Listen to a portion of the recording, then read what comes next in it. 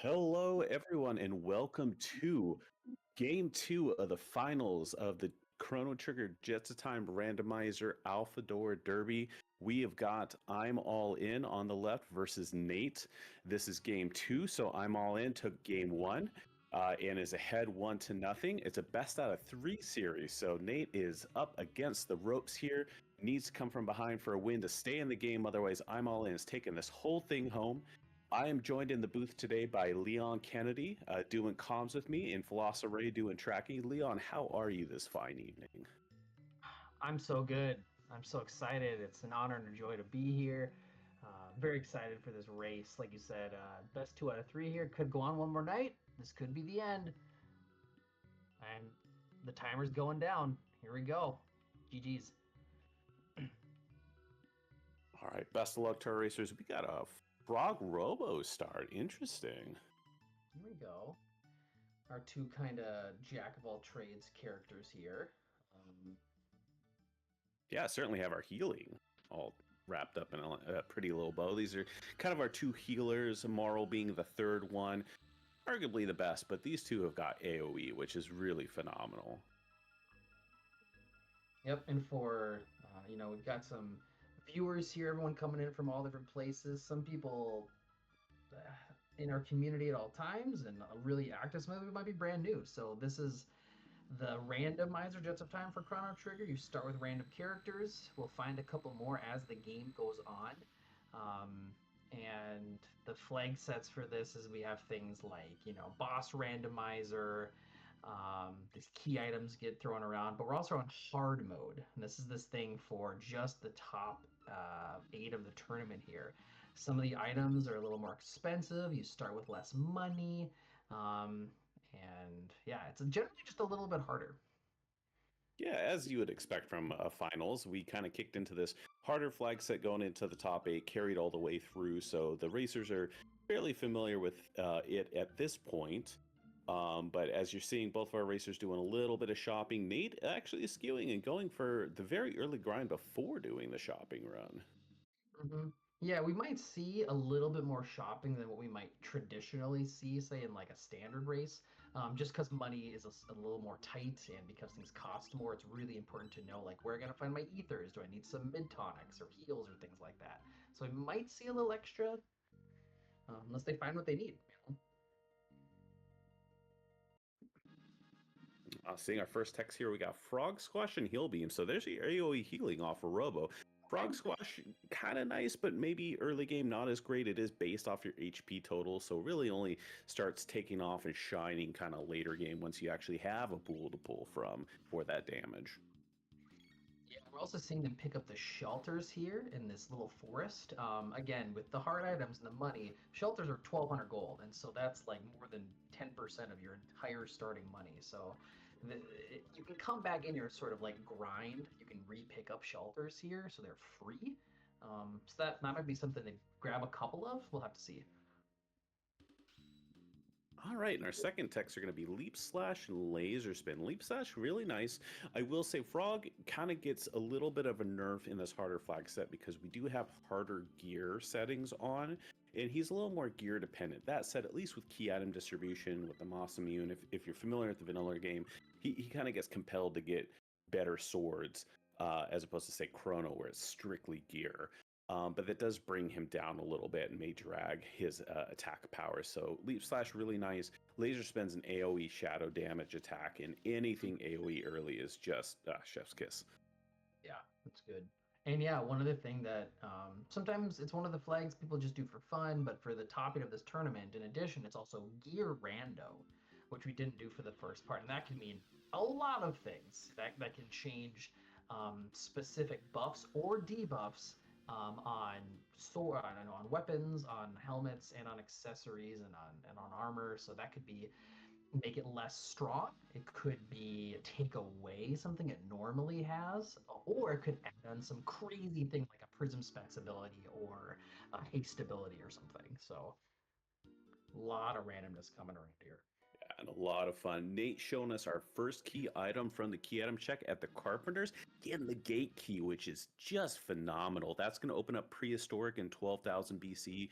That's 2 more key item checks, and most importantly for this flag set, magic is locked. So magic using characters like Chrono, Frog in our party here, they will learn their first 3 randomized techniques. You don't know what they're going to get when, Witness, Sleep Slash, and Frog Squash, right?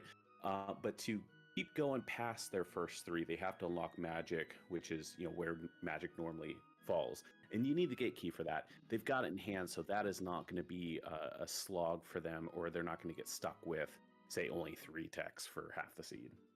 Mm-hmm. Yeah, and I saw that Nate also checked there in the snail shop. I think all MLN's about to do too. It's the clone. So again, it's really good to check, see what it is, but it costs almost 10,000, so they know it's there, and that's a real big one because it's a go mode item. So not surprised, neither of them are going to pick it up right now, but they know it's there. And like Nate, immediately, I'm gonna get some magic right away. It makes every tech point important. Well, on the other hand, Nate or IMLN over here checking who could be in the burrow. Yeah, one of our character checks gated behind 2 key items, so a little bit later, but seeing Ayla, blessing the curse, she's there, but she's one of the best characters in the game, arguably, of course.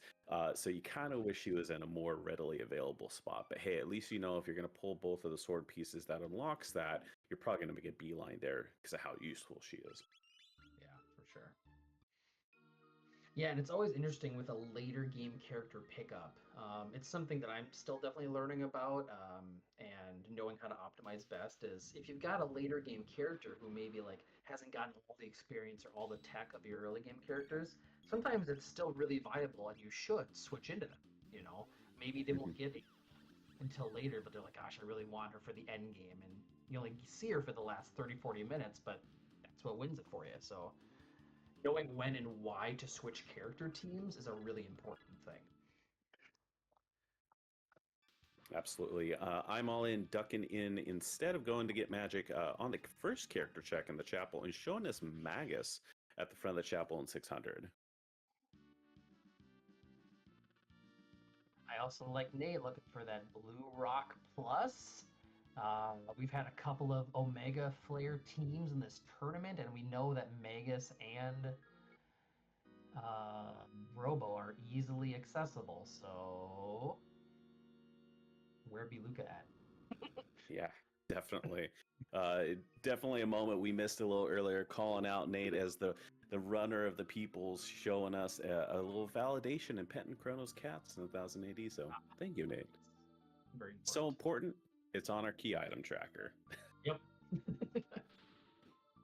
And I like this Nate also immediately going for the third character here, not even going to Cathedral, right? Because this character in the back of Dactyl is really interesting because they come at a higher level. Level 15, I think, and they already have 3 techs unlocked. So, right away. And it's not that bad. There's only a couple fights you have to do if you get all the skips. And I think you can run away from all of the others. So, these are some of the hardest skips in the game. Yeah, everything's runnable here, and I think the other fun part is this does show off some of the things that make, in my opinion, the Jets of Time Chrono Trigger randomizer a lot of fun, and that's kind of the movement ability and the ability to skip some of these fights, with which Nate's trying to pull off here. This one's on the trickier side, and unfortunately doesn't make it, but there's a lot of them. People have done a lot of research and figured out how you can get away from and not have to fight these battles. And as long as he doesn't get double attacked by some of these big monkeys and doesn't wipe, he'll be fine. Yeah, it can be a little tenuous this early, but one of the fun things is that when you are on the wait setting and you go into your menu, if you're still holding the run command, it's still actually kind of built up in the background. So as soon as you come out of your menu, it automatically lets you run. And so not quite a glitch, but a fun little fact that you can abuse there. Yeah, and really useful in certain situations to know how. Nate got that second really hard skip first try there. It's a pause buffering really easily, not easily, but makes it a lot more helpful. And picked up Marl in the back. Yeah, Marl's a little bit of an interesting addition to this party. Maybe not the best pair for all of these, but certainly has a lot of really fun tech, especially for stuff like haste. Ice 2 has a lot of utility as well, and of course, most known for being, if you will, the white mage of Hmm. Chrono Trigger. I'm all in on his side instead, dipping all the way to the back of Cathedral, which is once again the play we're seeing at the end. A lot of folks will kind of get some of the gear in the beginning, get the Nugget Bromide, which I'm sure we'll see a turn in it, and then dip on out, instead going for the character all the way at the end. Yeah, it's so cool to see, like, not a play that everyone would make from both of our runners here doing different things, right? Like one going to Dactyl right away, one going to back up Cathedral right away, getting their different character. I think that's great. Already a little divergence. Yet a bit of convergence there, Nate. Dipping in for that knowledge of Ayla in the back of the Hollow.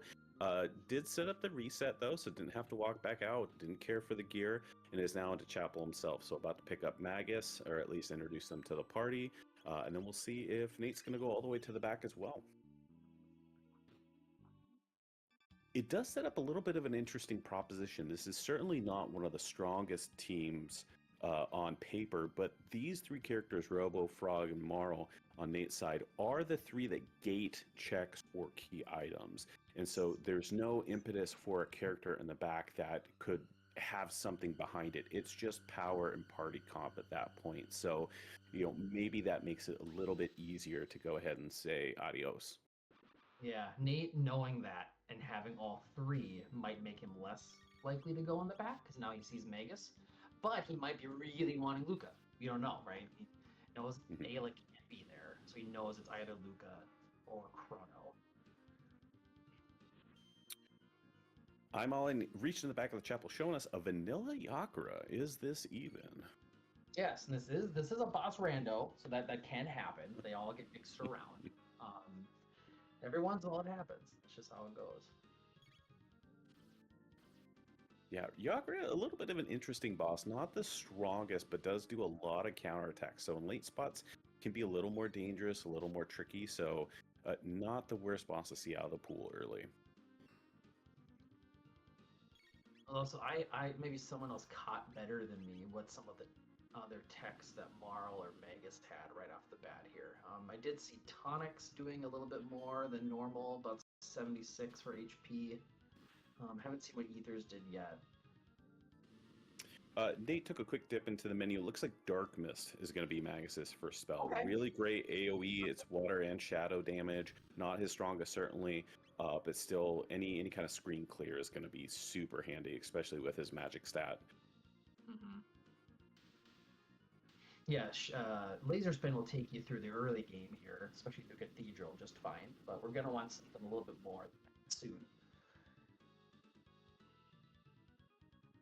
And down goes that Yakura, and I'm all inside. Got to get through a little bit of dialogue and cutscenes, and we'll see what the character is out of that. I did notice I'm all in, because they didn't make any dips into prehistoric or do as much grinding. Took one or two fights in Cathedral, not too many. Whereas we're seeing Nate beeline it here, so going to be interesting to see if Nate closes a bit of a gap in that respect. Yeah, something that was a really significant difference in game one of this matchup was Nate did a decent amount of grinding in certain spots. And especially I think on hard mode, it becomes a little bit more important how and when you do that. So at some point, we'll see if that's necessary, where they do that, if it's back to, Reptite layer, or if it's in the desert, where they're going to do that, if at all. And chests can also be a bigger thing. Again, because it's hard mode, because it's gear rando, items don't drop as well from enemies. So sometimes chests can be a bigger deal too. MLN showing us it is in fact Luca there at the back of Chapel. That is a Right. phenomenal pickup. Pairs so well with the rest of the team, but interesting enough, not an immediate addition, putting her on the bench for the time being. It might just be waiting until the next, I don't know, moment of fight starts up before they switch. But that is cool. That is Team Omega Flare and Nate know where the rock is because they went for it right away. Not that Team Omega Fair is the be all end all, but boy, is it a fun team to run. Absolutely. Well, I think I'm All In is actually going to show off a real interesting aspect of that gate key magic unlock, and that is with your starting characters that don't have any of their techs yet. As we said, it after 3, it does unlock your 4th and allows you to progress through your tech tree. But if you don't have any yet, it will unlock those first 3. So by taking Luca to end of time here, it will go ahead and give her her first 3 techs, and you won't have to get through any fights to learn those. So actually, maybe a little bit of a benefit of the ladder check here. Smart play. Yeah, yeah. We're switching over right now to Luke, I assume. Yep, there we go. On Nate's side, getting to the back of Chapel as well, just getting into that Yocker fight. Yeah. And it seems, I would guess, would probably be doing a similar thing. Would be going to get Luca and then going to end of time again. Yeah, I would imagine so too. And of note too, Nate did decide to go ahead and bench Frog, so does have the Robo, Marl, and Magus party going right now. Oh yeah, there you go. I see that. Did our eagle-eyed chat notice for me that the blue rock has a sunshades on it? Wow. That is a really great ability. So yeah, that you touched on that earlier. That Gear Rando does some really interesting things, and with those rocks, it has the ability to give some real fun benefits like sunshades, which really can increase damage quite well. Yeah, 25% ain't nothing to sneeze at, especially when you're doing big numbers. That's Oh, going to goodness. be hard for me to have someone argue not to make it that team. Yeah, it's in your pocket. You have the blue rock. It gives you sunshade. Like I think we're gonna see some dual Omega flares by the end of this. I sure hope so. It'll be fun. I mean, the seed's just kind of telling you something, I think. And we just got to find a Robo Ribbon and we're good to go. Yeah. I'm all in surprisingly after End of Time, coming back 2080 and dipping right on into Hecarim. You've got Magic Party completely here, so no surprise at all there. It is so fun. Like this whole tournament has been a blast. Like just watching everyone been playing.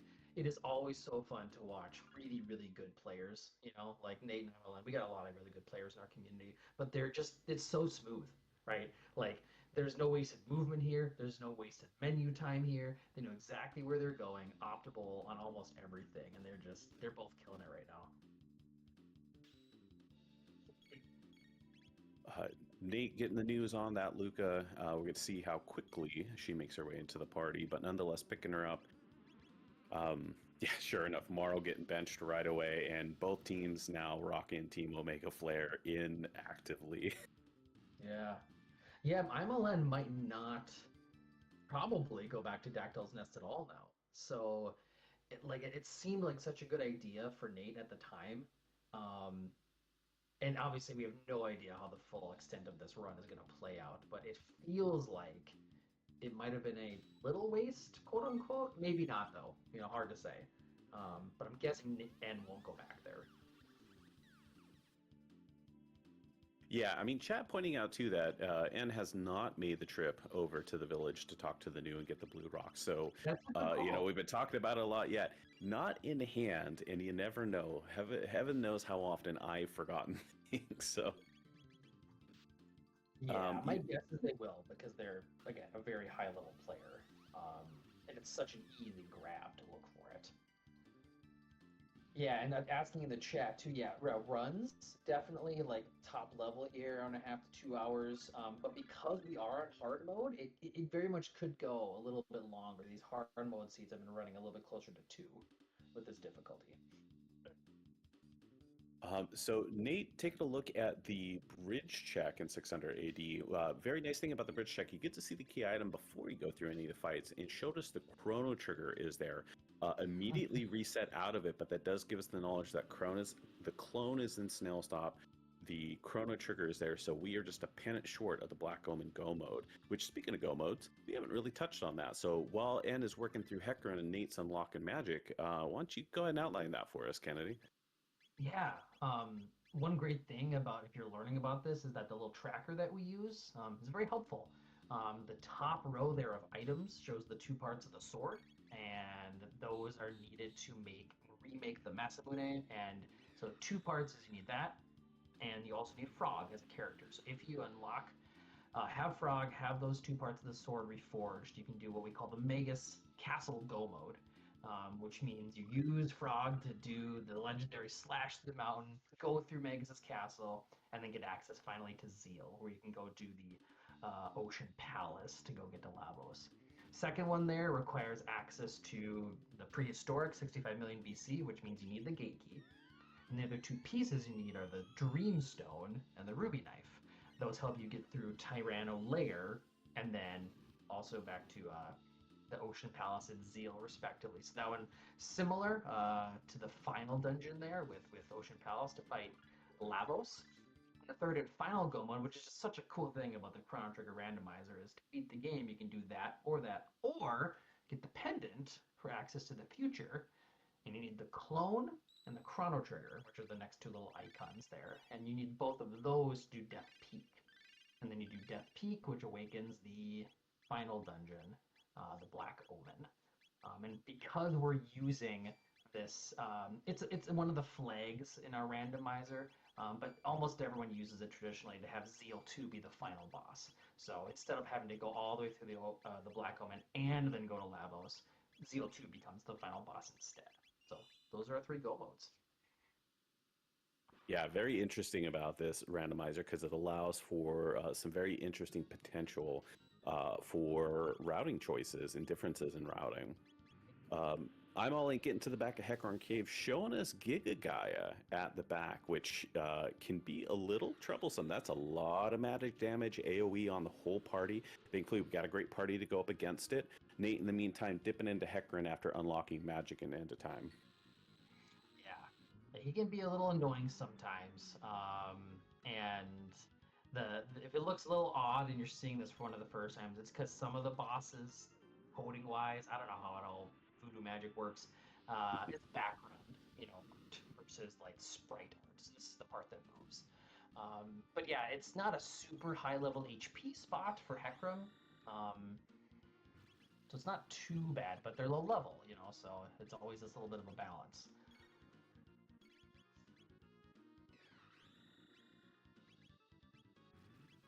Oh goodness, Chad's pointing out something really, really interesting that I had not put together, and that is that. Oh, oops, never mind. We are just one tech shy of what we need for Omega Flare. We've been talking a lot about it, and that is, the triple tech you need. Robo, Luca, and Magus all together. It's going to take all of their turns, and you do need the rock ability. But right. Once you have that set up, it is arguably one of the best attacks, the strongest attacks. AoE, just absolutely devastating. And so we are really close to it almost from the get-go. I think I'm all in just did an oops that I've done before. It's such a quick little accidental push of A. Shit, we're back to the vortex. I'm so caught off guard. I've never even seen that. Oh, I know. The first time I did it, I was like, what the heck? Thankfully, it takes like 30 seconds to get back out. It's not a big deal. Oh, goodness. Yeah. So I'm all in getting through the boss, kind of coming out the end of the dungeon, but may have mashed A little too fast and jumped back into the dungeon, which I learned today as a commentator that you can do that. So I'm all in back out. Is going to have to stop by Luca's house to get the key item. So we're going to see very, very soon what that is going to entail. Yep, right here it is. Thomas Pop. Okay. Oh, it's Helm's Pop. Very interesting key item. No direct progression, but it does unlock Giant's Claw in 600 AD, which is another dungeon with another key item at the end. So, no direct value, but still at least is a way towards value potentially rather than a dead end. And we have our second Ket Pat. So everything is right with the world now. Unless you're Fitz. We don't know yet. Yeah, alluding to the Fitz rescue with hopefully we'll see the pendant. I mean, we're two pieces of the Black Omen Go mode, so pendant's going to be a very interesting pickup because I don't think either of our racers have all of the pieces yet. I think they've kind of separately checked different things, but they're in pretty common areas, so it's going to not take too long, even if someone doesn't have that knowledge quite yet. Nate, IMLN picking up a couple extra ethers there, it looked like, at the fair. And also, I think he bought a weapon for Robo, like a Doom Finger, I think. Mm-hmm. Robo, again, being pretty, not as much, but pretty item dependent with his weapon, too, for all of his physical things. Nate into the Giga guy at the back of Hecron, so almost through that cave there. I'm all in, interesting enough, going in and leaning right on into that Thomas pop. Still has a couple checks open to him that we started with, including with that Robo character or Robo start, but says no. Hey, I got pop. Let's turn pop in. I will say Giant's Claw, even though it's a late optional dungeon, is not the most difficult.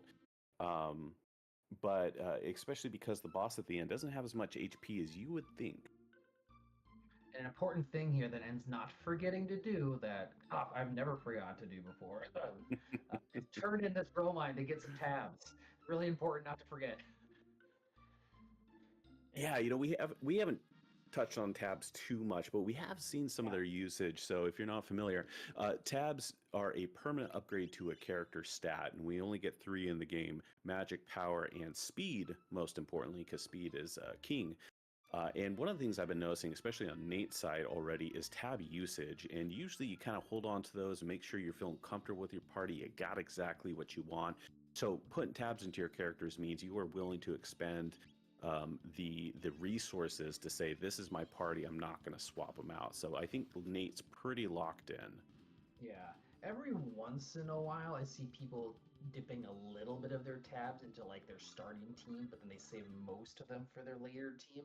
But yeah, most of the time, and that's what I do, is I just wait till I'm confident it's the team I'm using, and then I just start dumping them all.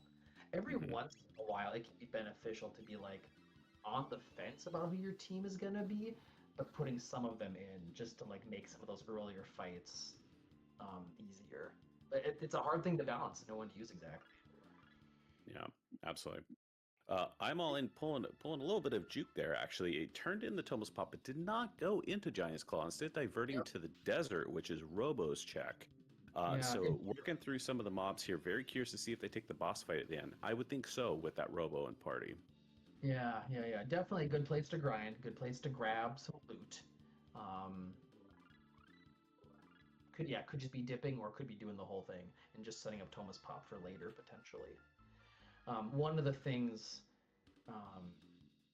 that I've noticed, again, some really good top tier runners doing that I'm not great at, but is like minimizing the amount of times that you change eras with the epoch,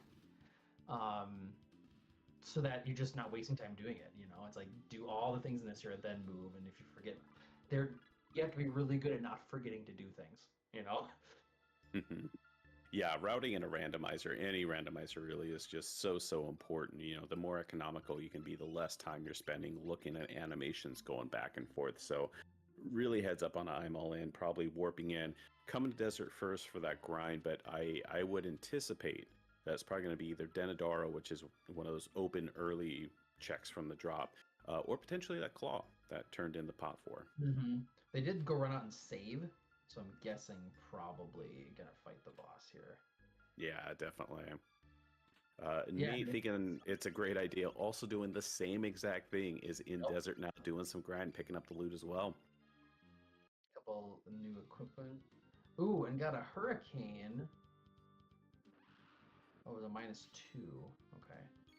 I'm trying to remember which one is hurricane. I know Hurricane's an improvement over the starting scythe, but yeah, I think it's better than Star Scythe. There's a lot of things to keep track of. Yeah, I'm still working through gear myself. I'm all in, showing us Nizbel 1 is the boss in the desert. Now, Nizbel 1, traditionally weak to lightning. You hit it with lightning with Chrono to bring down the defenses so you can hit it hard. But even without that, you can just hit it with magic anyways. And with this party, that's good enough. Yup. Magic will Physical, work. what's that?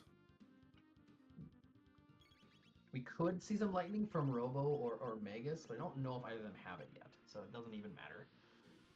I will say this party so far is very dependent on AoE damage. They've all got some really great AoE spells that are doing great work.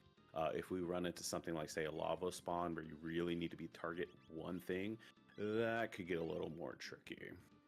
Yeah, or I'm thinking like something else that needs a lot of good physical could be a little tougher right now, like a Slash or a Ret Knight maybe. But they do have Ice too, so Ret Knight might actually have two. Yeah, definitely. Down goes Nisbel. Down goes Nisbel. Yeah, handily and for that.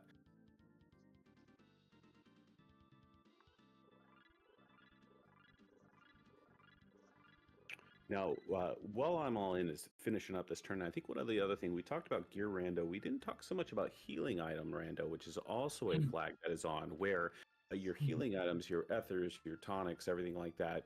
You know, we all know 50, 100, 200, 10 MP, yada yada.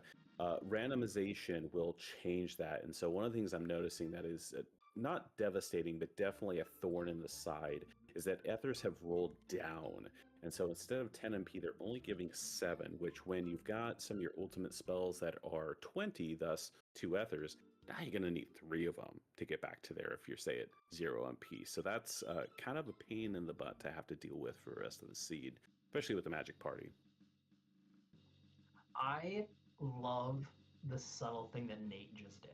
Nate was re-equipping before this fight and was looking at a couple of things like Robo and Luca have the Blue Rock Plus and the amulet, but he put a sight scope on Magus. And in some respect, you might think, oh, shouldn't you just like not need that?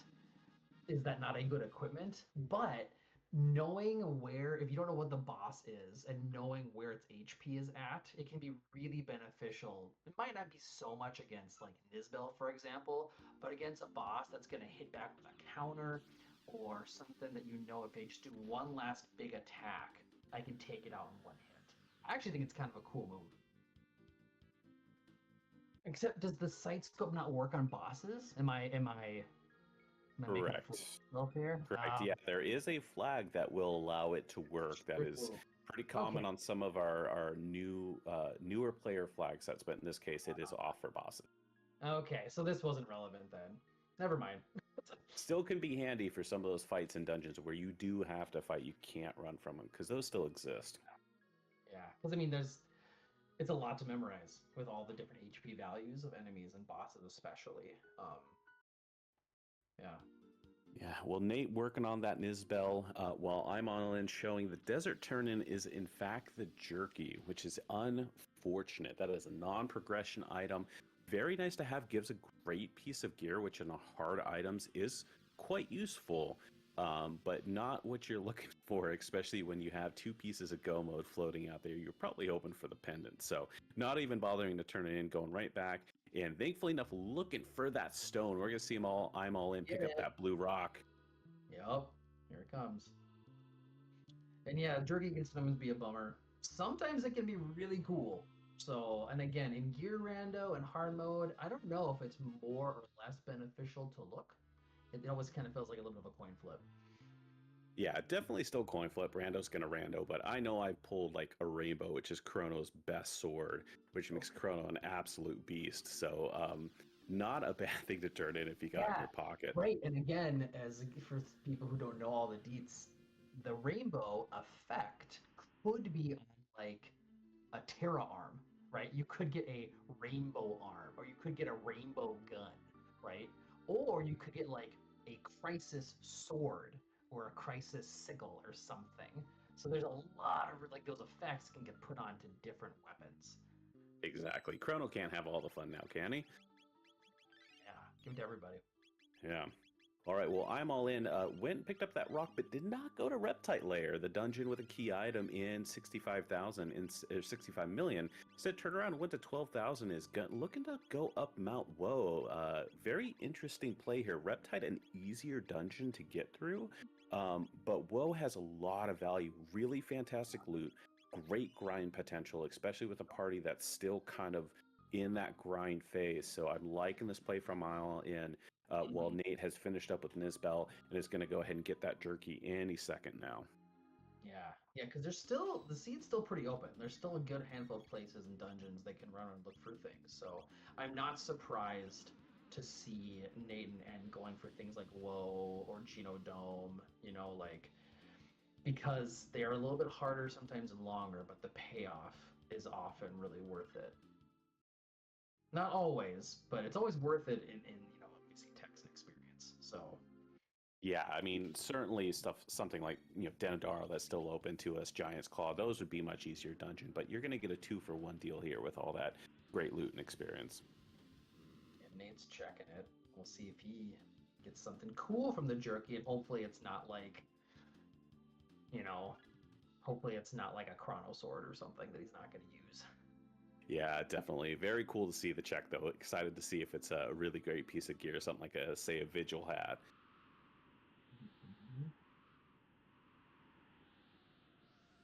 Ooh, a Haste Helm +2. I love That is that. heads up play by Nate. Yes. Haste always good. I don't care what RPG it's in. Haste is so clutch, and not having to spend the time to cast it or have the Marl in your party, much less. Now someone's going to be lightning fast from the get-go. Yes, but I agree. Like ever since I started playing RPGs when I was like a wee little lad, Haste has been my favorite ability of any game ever. And Nate continuing the wonderful run, gonna show us Denadaro. So here's, we've been seeing our runners do a lot of the same checks, certainly kind of converged here for a bit, but here's our first true divergence with I'm all in, up on Woe, taking some fights, getting some loot, but Nate going for, the easier dungeon, the quicker dungeon, faster to route through and skip some of these fights with movement tech. So very curious to see how this pans out for both our runners. Yeah, and I'm always going to be interested in watching, like, especially N, because Nate probably won't be going out of his way for chests here unless he goes down the waterfall. But with Woe, it's a very like, do I fight the rebels? Do I go out of my way for extra chests? Do I go out of my way for extra experience? Or do I just bum rush it to the end? There's a lot of decisions to make here because there's a lot of skips you can do here in Woe still too, or a lot of things you can just run from. Oh, I saw a Vigil hat. I think it was a Vigil hat -2, but if it's still got status protection, I can't remember at -2 gets rid of it completely, or am I just minus the defense? No, I don't believe so. It's minus the defense more than anything, but I don't believe it takes away because that's somewhat inherent. So yeah, that status protection is really the key behind the Vigil hat. Normally you'd have to sacrifice an accessory spot for something like, say, an amulet, but now you can just wear it on your head with great defense and keep that spot open for, say, that blue rock. We love that, yeah. So yeah, this is why things like Woe and Genodome can be amazing with the gear.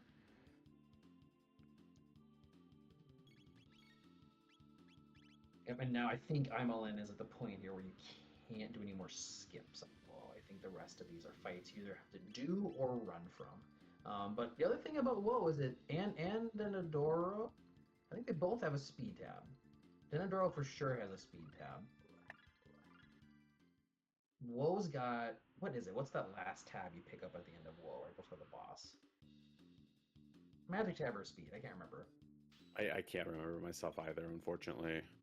But then Nate picking that up, so I know Nate likes to and has recently been routing a little bit to pick up extra speed tabs. Like there's one extra one in the city in the Kingdom of Zeal and in Hassa that's a little bit out of the way. And sometimes it's like, oh, going up to Denadaro is such a long one. It's like, no, but there's a speed tab. And it's like going a little bit out of your way to do that extra new fight. And then Hassa, it's like, ah, but you get a speed tab. It's real good. Yeah, thank you for chat pointing out that it is in fact a magic tab, not a speed tab up here on Yes, Woe. that's what it is. Yeah, thank you.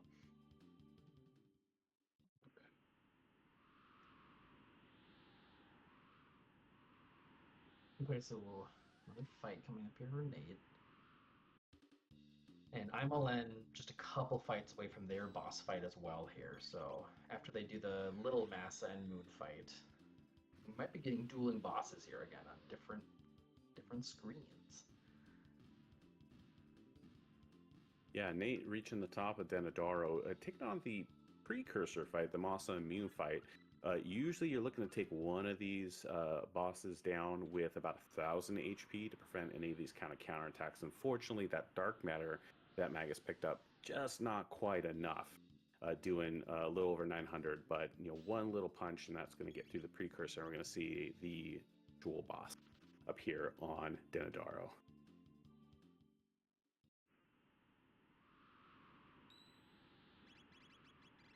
Don't forget to save. That's why they're there. Their shelters. Certainly always a good idea. Oh, there it is, Nate on top of Denadaro showing an Elder Spawn. Very unfortunate once again. This is the kind of boss that you really would love to see single target damage, which this party does not excel in. The silver lining here is that the Elder Spawn, when it counterattacks, attacks on its shell, it will only target one person, whereas the regular spawn would do a full party attack. So you can manage the healing, especially when Flare is putting out 1,500 damage. Holy Toledo, that's 3 attacks away from just taking this boss down outright. Yeah, that's one of those things, again, knowing your HP levels for bosses and things like that is like, oh, you're going to get a big hit back. But if what you do is just have your strongest person, right now Luca, do the only attack and just have your other 2 characters heal her up and give her MP back, it can be just fine. And Elder Spawn kind of being like the harder version, supposedly, but knowing the counter differences between the regular and the Elder is, yeah, an important thing to learn. Yeah, definitely harder with the attacks it inherently does since it's a later game boss, but ultimately those counters are much easier to deal with.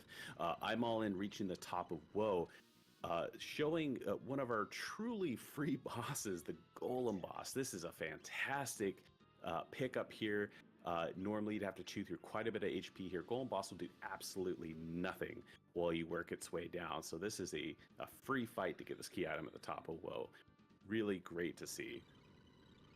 And Nate doing, again, an exceptional job there of knowing how much HP the boss had left, how much MP values were left with his characters, and doing exactly what was needed to keep his characters alive. Lucas survived there with like 19 HP. Perfect. Yep. Hey, 19 still more than 0. Yep. As long as you're above 0, you're good.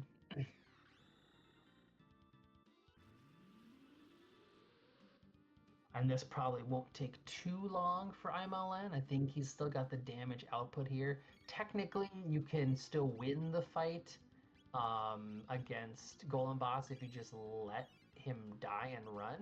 But you don't get the experience or the tech points. Someone correct me if I'm wrong on that. Which he's getting... Oh, he did it. He did it. He's fine. So that's 4,000 experience and 80 tech points, right? So that's significant. You want to get those. Definitely. That's going to be a substantial amount of levels. That's going to make any other dungeon done so much easier. Nate at the top of the dinner showing us the Prism Shard, which is a very interesting pickup for Nate. You do need the Marl to be able to turn that in and do the cutscene and fight to get through that. But Nate does have the Marl from the top of Dactyl Nest. So in fact, going ahead and turning in that Rainbow Shell in 600 in Guardia, probably going to go to 1,000 and go ahead and do that check right away. Kind of lean into like, hey, I've got the key item, I've got the character, let's get it done. Yeah, and then I'm only getting the Moonstone over here, I think is what I saw off of Woe. So not useful right now. A little bit of a longer fetched questy type item. So that might not feel great. But again, got that experience, got that tech. Hard to tell if that felt like a waste of time or not, because I really don't think it was, because he got that Vigil Helm and the experience, so. Yeah, no, absolutely. Not a disappointment at all. That Magus just swung for nearly 500 damage on a basic physical activity as Imolin hits up Denadaro themselves. Doesn't have the Marl, so this won't be immediately useful as a Prism Shard, but nonetheless is going to be interesting to see where they go next after that. Oh, that was a tough, just barely didn't get into that fight there and running up the stairs. Yeah, Nate going ahead, and one of the nice things about the Prism Shard is you can peek it if you go down to the basement first rather than do the fight to actually get the item. So you can find out whether it's actually worth your time before committing to the full check. Pendant. Oh, Okay, that seems very important. that's very interesting. Like I said, I know Nate has checked the bridge and knows it's the chrono trigger. I think on Well, the other side, I would assume Nate has checked snail stop, but it would have been early in the seed. I'm not I recalling did. 43 minutes in here. I'm pretty sure I saw him do it. I wrote it down just to make sure. So that is go mode. Like Nate should know to then go do Zenny Bridge, go buy the clone from the snail shop, and get this clone. Like that, he knows where the three pieces of the go mode are. Yeah, that's a huge pickup. One of the other things I'm seeing on Nate's side too, that's the first Lapis I've seen in the seed. And Lapis is part of the healing item rando. Can roll to actually give you magic points instead of healing, which isn't always what you want. Like being able to give everyone magic back is really, really nice, but sometimes you just really want that HP on everybody. And so Lapis is still going to be able to do that for you in the seed. Mm-hmm. The one thing IMLN will probably have going for them here is doing whatever, and they're obviously doing Denador, whatever check they do next. They went through Woe, which means I'm guessing they're not going to do any extra fights in any of these dungeons, and will probably just be zooming through anything they do next. They'll know where all the skips are. They won't be going out of their way for anything, so they'll be going quick, and these bosses will go down quick too. So they are doing different checks, but it could sync back up here in a minute, you know? Or they might go somewhere else. Yeah, I don't know. Take a different turn. Yeah, I'm all in running out of the immediately available checks. So I have to imagine that Reptite layer and 65 million is going to be on the agenda pretty soon. If correct me if I'm wrong, I believe it's down to essentially Giant's Claw from that Tomopop or that Reptite layer. So or potentially, I suppose, going up getting the Marl at Dactyl's Nest. But I would imagine at this point with a party like you're not really fishing for character 2-2. Yeah, that will be a thing. Is if he sees that it's like he's gonna see that it's a rainbow shell here, but he doesn't know where Marl is. But he knows there's a 50-50 chance she's in Dactyl's Nest. But when you've got those other checks on the board, if it's we only know his perspective, probably gonna go do Reptite or Toma's, but I don't know. Oh man, I'm all in. Showing us our first Mega Flare has picked up all the techs needed, dealing out 3,500 damage each in that Masamune Pew fight. Absolute devastation. Won't probably be able to one-shot Elder Lavos here, but it can two-shot. So it's like, well, as long as I survive one hit, just do it again. The best defense is a good offense. That's right. That's right. On Nate's side, we are seeing the Ret Knight as the boss in the trial scene to get to finalize the Rainbow Shell turn in and really fully possess that pennant.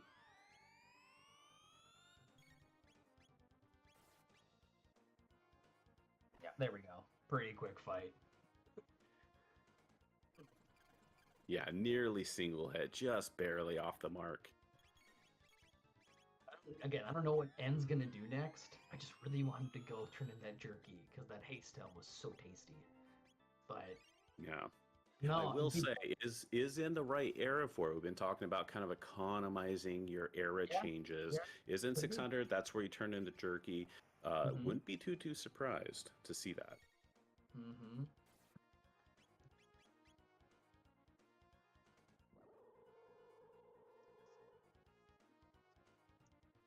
Yeah, and we know, like, we're almost sure we know that Nate's gonna be going to do Bridge next.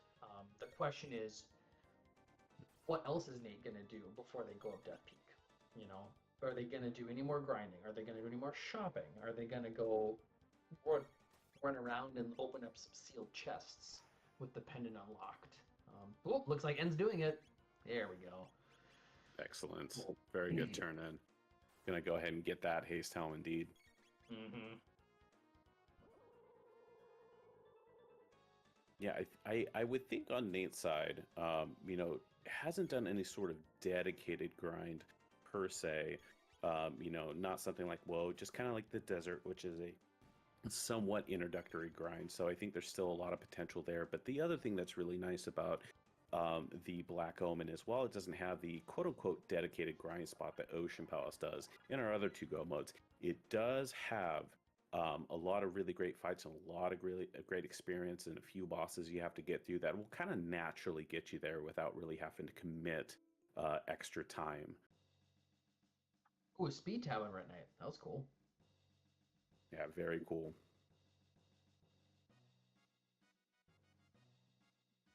I'm all in.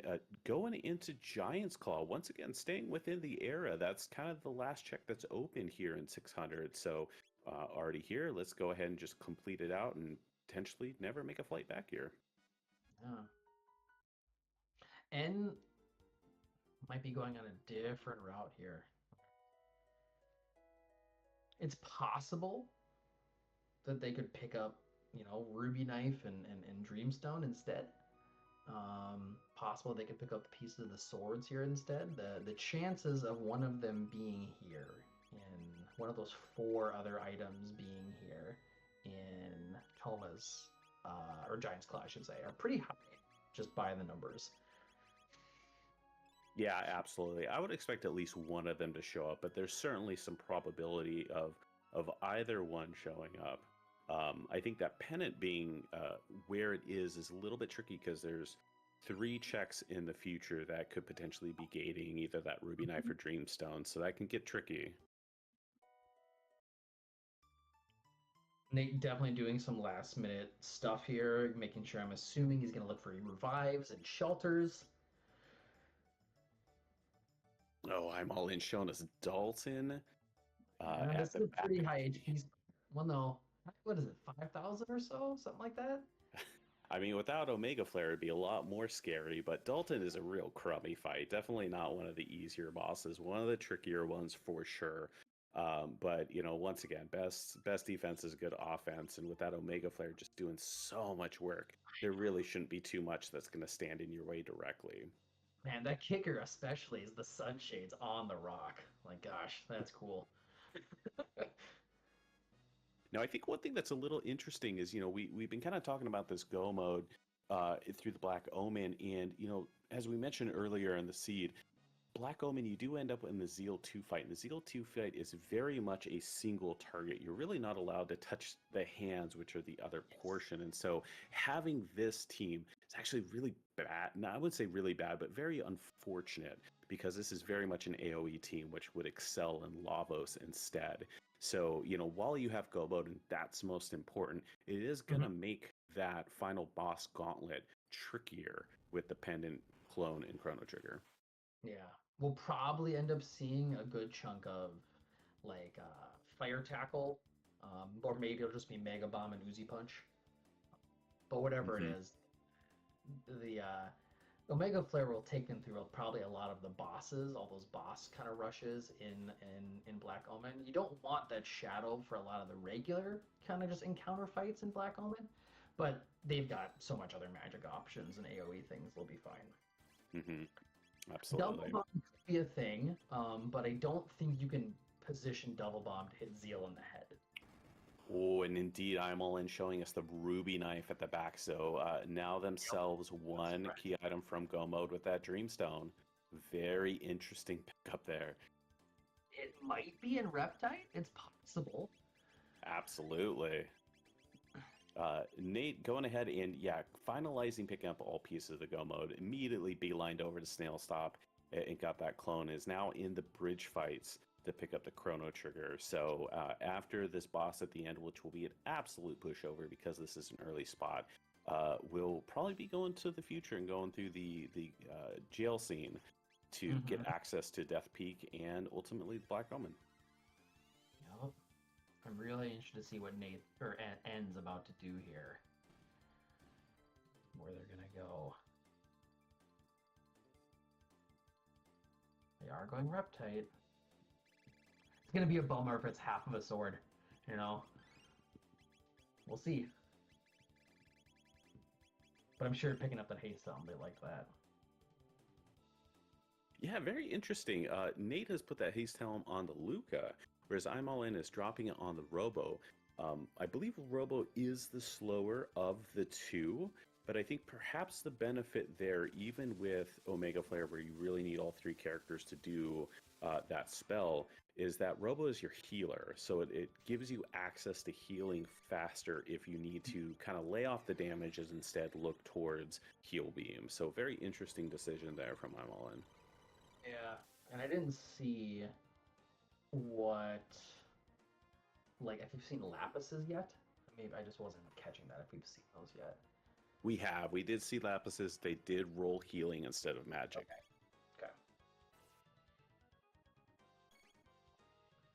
Nate showing us the Guardian at the end of the bridge, one of the more interesting boss randomizers. That big Guardian sprite that's at Aristome in the future, unfortunately, doesn't travel very well, doesn't fit into a suitcase to go between eras. So we represent the boss with a new instead to make sure that it's able to kind of be added to the boss randomization pool. Yep. Also fun. I'm all in. Right when they went into Red Layer, got a secret tunnel. That was kind of cool. I didn't see the second chest. The first one was a blade, but I didn't see what that second chest was.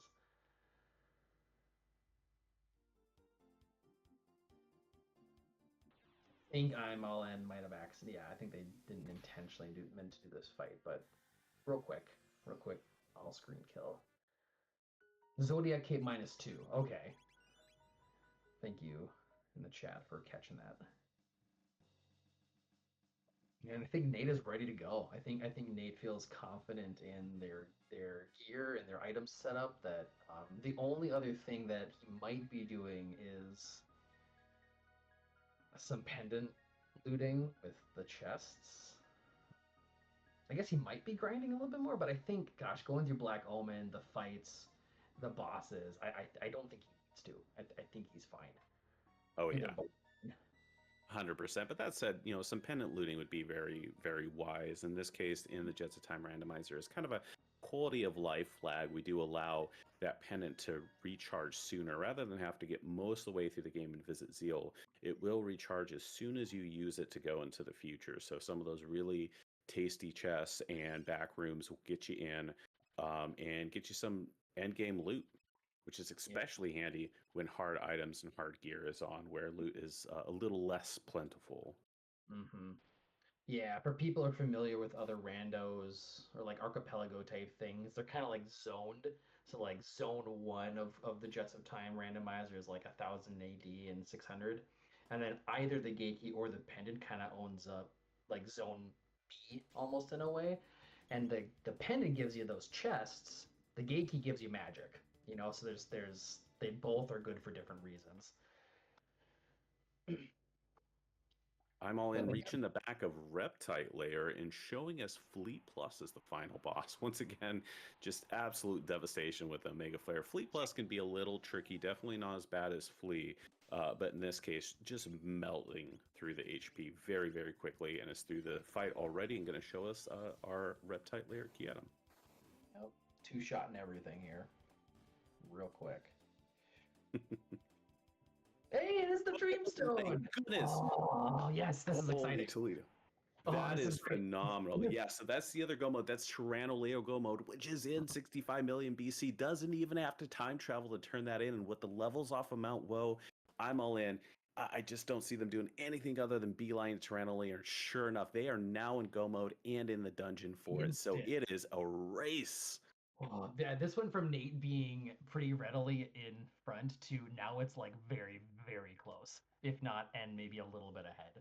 Yeah, definitely. Tyranno Layer is the fastest of the Go modes, but in the end, if you're executing well on your skips, not necessarily the fastest. I think Black Omen can still be very viable in this case.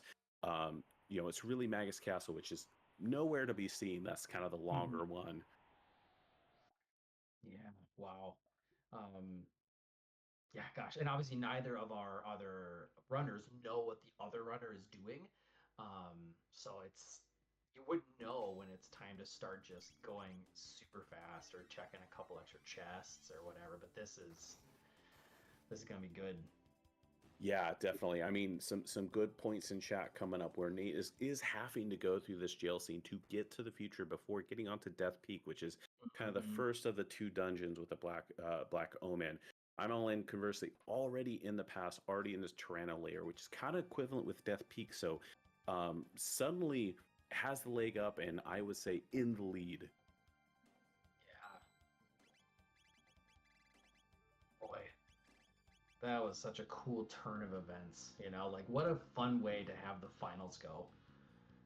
And again, these runners are so good. They're going to get these skips and they're going to run through anything. Tranroiler can be a pain in the butt sometimes, especially if you're newish. But there's a lot of really good big ones here.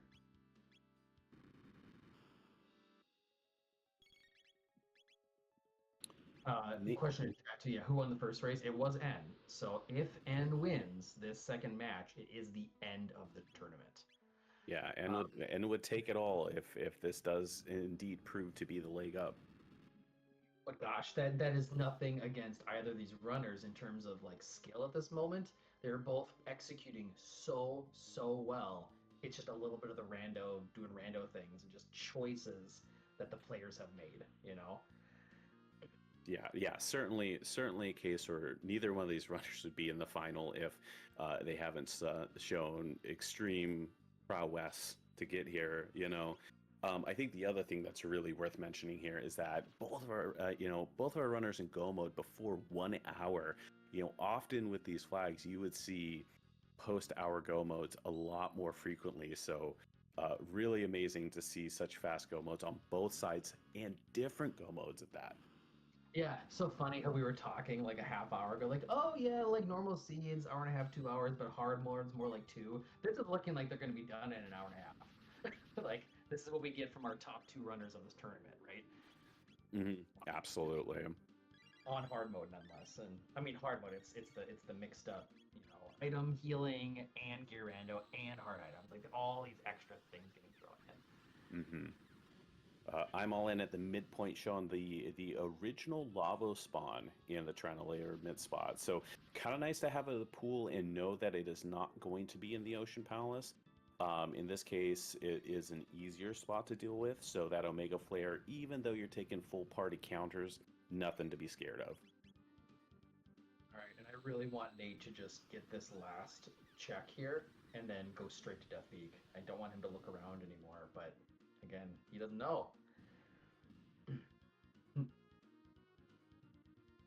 Also, one thing I noticed there, one of his pickups in the back was a blue mail, which can be really helpful for Zeal. Yeah, absolutely. Zeal, pretty notorious for doing Hexagon Miss, which is an extremely rude, most powerful water spell. So Blue Mail is going to full on absorb that rather than put your party on its knees like it potentially could.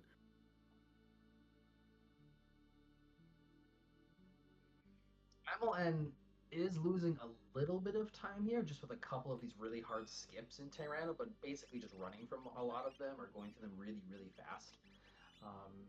Not a lot of time, but I mean, we are at the point where every second might count. These runners have had a lot of close races, a lot of big ones here. Okay, and Nate is dipping in a couple extra chests. I'm looking for some stuff here. Yeah, I mean, Nate does not have that woe play, so probably thinking that a little bit of extra gear before heading up Death Peak would be really nice. So kind of stepping in here, also taking a couple fights in here, so maybe looking for some extra experience as well. Yeah, I know Fowen is a fan of this Lab 32 grind. It's 2,000 experience points, right? Like, it's nothing to sneeze at. All right, I'm all into the Black Tyranno fight at the end of the Tyranno layer. Just have to chew through this before access to Zeal opens up.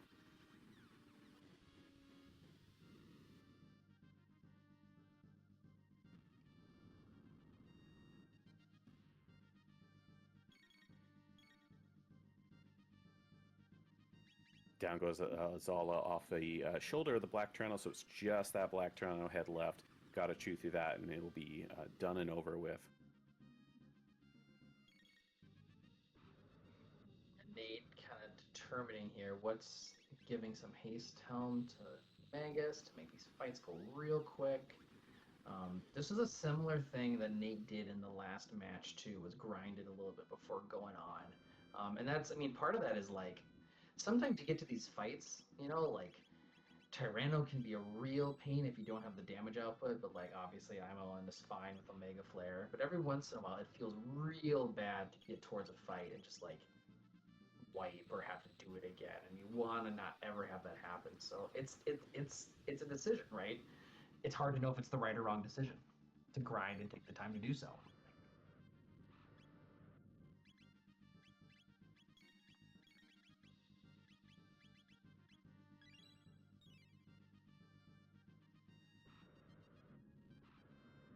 Tyranno about to go off here, but I think one more Omega player should didn't do it. They had to take some time to get that MP back onto their characters like Luca, who needed 20 MP. Hoping this just takes Tyranno down, though. Yeah, right in time. Look at that. Yeah, absolutely. Tyranno can be really sketchy if it does get to the end of its account. Does a very powerful elemental move that is randomized, so you cannot really anticipate it. You don't know exactly what's going to come. So getting it down before that count is very, very important. In this case, I'm all in done and going to be on their way to Zeal very, very quickly. I wonder if another thing too Nate is thinking about, because I've thought about this before in some race settings, of like some of it's what level am I at, but some of it also sometimes is what time am I at. Like if I know I'm at an hour or an hour and a 10 or 50 minutes or whatever, it's like on average this is when I get to this go mode, or this is like where I think my opponent is. Like, do I think I have time? You know, if you get a really early go mode, it's like, okay, I'm probably ahead of my opponent. I can grind for a little bit. But if you have a late go mode, sometimes you're like, I just gotta go, I just gotta go. It doesn't matter what level I'm at. So that might have been what he was thinking too. I don't know. That might have been it. He's either going to heal or he's going to um, check something else. Oh, he might be looking for. He might be looking for Dark Bomb. Does he not have Dark Bomb yet? Am I missing something here? I don't believe so. I think that grind up on Woe may have been beneficial to I'm all in getting them up to there. Yeah. So He doesn't yeah, have Dark Bomb yet. indeed. Ah, it is. There we go. Okay. So he Yeah, does really want it, but he was gonna get it soon. Going through Black Omen, he might just have wanted to guarantee he had it for the first boss. I don't know. I have to ask him. yeah, definitely. I mean, you're gonna get all the experience in the TP you need, but at the end of the day, you do have to be able to get through those bosses and get through them speedily as well. So, it's a little bit of a judgment call on the speed of spending the time to grind to get that ultimate move that will get through bosses in no time flat versus, kind of learning it on the go. And it's not always super intuitive.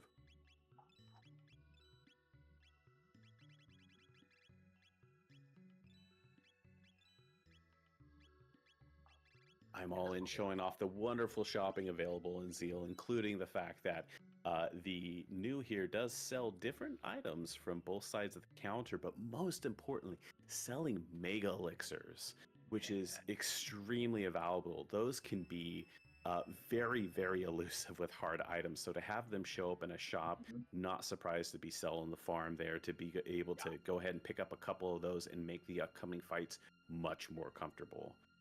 Yes, and will not fall into the trap that all of us, I say all of us, a lot of us fell into playing JRPGs growing up, to save all your items and never use them just in case. No, this is what you use them for. Get a couple mega elixirs. Um, Sometimes you got to spend a lot of money to buy like amulets at that shop, but he's got a vigil hat and amulet, so he's good to go. Mm-hmm. Seeing the R series up here at the top of Zeo. Got to fight this to get into the Ocean Palace. This is arguably one of the free fights. It can be a little tricky in some spots, but it does take all the HP available and splits it up into 4. And that makes it so much more easier, especially when you have really great screen clears like that. But very funny, it looked like that single R series was taking a nap on the throne when you barged in.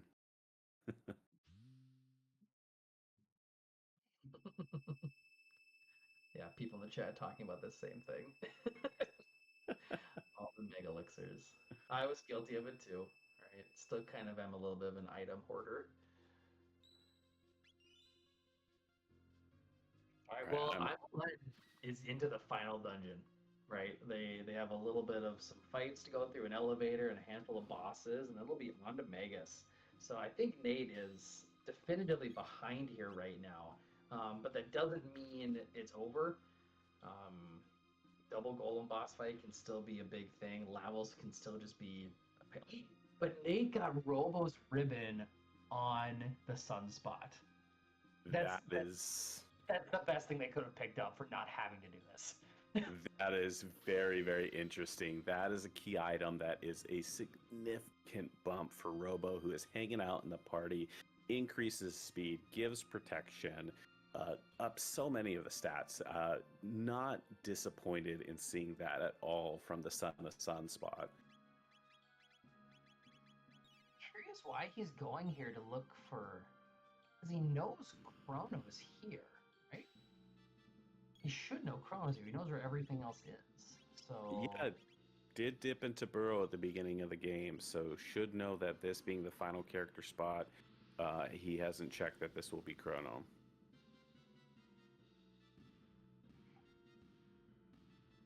Something Chrono has. Chrono does have a bandana, right? Is that right? For speed? Is that right? Or is he just picking up N? He named it N. Maybe he's just doing it for like. That might be why he's saving N. Yeah, need to pick up the titular hero after all. That's okay. Like if you're spending 30 seconds to pick up N just for fun, I like that. I like that. Definitely. Someone said the mid-ethers. That's he mentioned in chat. That's a good point. If he's gonna go back to the fair or 2080, he could get the mid-ethers. That's true. That is a very, very valid point. Did save Fritz during the prison scene, which is fantastic. Fritz will ultimately give you 10 mid-ethers, and with those ethers rolling low and only providing 7 MP, that is a guarantee of being able to get 20 MP and 1 heal. To get your flare back up. That's a really good point. I love that actually. It takes 30 seconds to just go pick them up, and then you'll get those because you have to change time zones anyway after you do peak. Absolutely. Yeah, love that. Yeah. Did we see what ethers give? I missed what mid ethers are at. I missed what they are at too, but even with the low roll, it'll still give you enough to get to 20 for Omega Flare from Luca. Yeah. I'm all in. Parking on the grind spot in the ocean. I think briefly mentioned this earlier. This is a very easy, very repeatable fight that gives a ton of experience in TP. Traditionally, kind of the grind spot if you're in one of the Ocean Palace Go modes. And also giving out, I believe that was mid-ethers as a drop, which is extremely handy, yeah. Not doing a super long grind there, though. I think it was just a couple fights, so... Yeah, I believe before the last grind fight was sitting at level 29, so that should put him up to 30. And then you're going to turn around and have all the force fights and the boss fights that will push you up to about 32, which is kind of that comfortable spot for Lavos. Yeah. We've been focused so much on Omega Flare just because it's like the thing. But I haven't been super paying attention. Does like Robo have Uzi Punch, Shock? Are there other things we're really looking for here on the team? Because I know we've got Mega Bomb and Flare. I mean, at this point, the dual boss spot at the end of Ocean Palace gives 254. I believe with just the latent TP you're going to get from the forced fights, it'll get you through the rest of your list. So even if Uzi Punch rolls dead last, you should be able to pick it up. Be all right. Thank goodness.